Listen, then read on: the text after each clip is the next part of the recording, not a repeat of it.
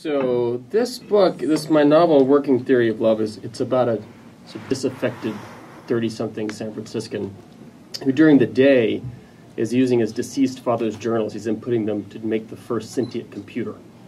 And at nighttime, he is, having a sort of San Francisco life that is a parallel kind of struggle and exploration around love and being single and not being single.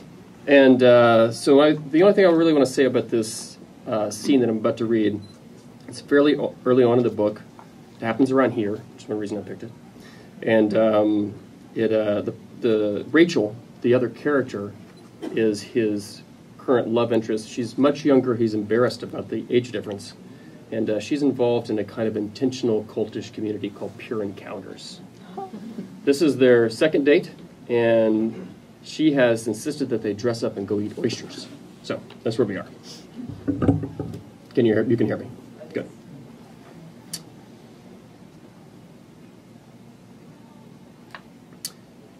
At a little table in the ferry building, Rachel rolls an oyster shell on the tips of her fingers, the overhead lights reflected in the gleam.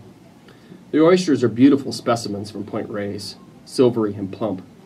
She rotates the shell toward me and then toward her, making strange faces, determining, it seems, the exact configuration for docking it in the mothership.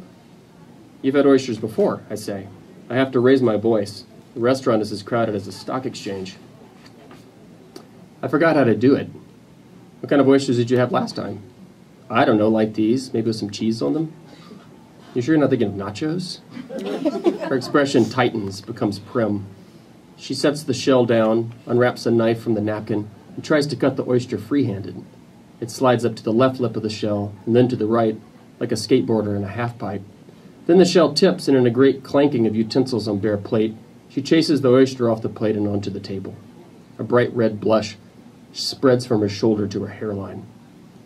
That was like a Marx Brothers movie. She doesn't look up, slouched like a scolded schoolgirl. Hey, I lean in to avoid shouting. Look around, nobody knows you. I know. Her gaze remains pointed down. There's no reason to be embarrassed. She's still as a lizard, while her color returns to normal. Then she looks up with a confident smile. Guess I'll try that again, she says. Take the little fork, make sure the oyster is loose in its shell, then pour the whole thing into your mouth. No sauce? Your first oyster should be a pure encounter. She doesn't laugh, but she's not blushing anymore. She sits up straight, growing back into my date. She eyes the oyster warily but humorously, as if the rascal might fool her again.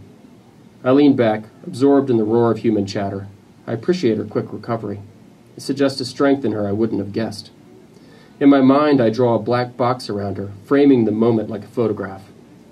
Her nervous, determined face, the gray dripping oyster, the hard bread, the yellow wine. From the open kitchen behind her, a burst of roiling steam. She puts the shell to her mouth and thinks better of it. With her finger, she swabs at a grain of sand. Then she closes her eyes and tilts the oyster back into her mouth, spilling the liquid down the side of her cheek, leaving a trail of grit. She chews once, gulps, and then brings the napkin to her face. Eyes open again, surprised and amused, as if she's just come up from a comical dive. I don't know what mental album I'll put this in. Probably one of the big ones. At the time it seemed meaningful. Or a fond memory with what's-her-name. Or an entirely new one, as behind Rachel the crowd parts and like assassins, my ex-wife and a man emerge, fussing with their coats. I've heard she's dating. I hold them in view for a second, hoping it's a trick of the mind, but it's not. You always run this risk in San Francisco, a big city that moonlights as a small town. I sometimes bump into Erin in our neighborhood where she still lives. Erin's the ex-wife. But the ferry building, I was thinking, would be safely distant. I looked down, feeling a flash of guilt, as if by that recollection in the taxi I thumbed my nose at fate. Of course Erin can't be summoned. She's not a ghost or a punishment. She's just an ex-wife, surely one of many in the restaurant. Beautiful as always and a fan of oysters and parsimony. Happy hour is just ending. Okay, your turn, Rachel says. I look down and rub my forefinger on the menu, pretending to read about our selection. Washington State, I say. Japan, New Zealand, Vancouver, Portland. It's no use. They're going to have to walk right past us, and my acting skills aren't good enough to feign shock. Erin, I say, pushing out my chair and standing to wave. She looks up, and I know in a second that she is acting too. She's already seen me. The beau, on the other hand, looks alarmed, threatened. He's handsome, but not too, wearing a suit with no tie and an elegant trench coat, square of jaw, wide of shoulder. What a surprise! She comes forward for a hug. We started hugging about a year after the divorce, and we've always kept to this form. We tilt into each other from far away, not touching anywhere below the chest, as if we're separated by a short, disagreeable child. This is Rachel, I say. Rachel, this is Erin, my ex-wife. Rachel holds her napkin in front of her mouth, chewing, gulping. She does not stand up, and I wish she would. The beau shakes my hand. He barely acknowledges Rachel. Are you enjoying the oysters, Erin says. The Kumamoto are very good, I say. Aren't they, she says. This is my first time, Rachel says.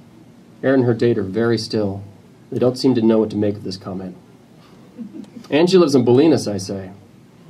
What do you think, Erin asks Rachel.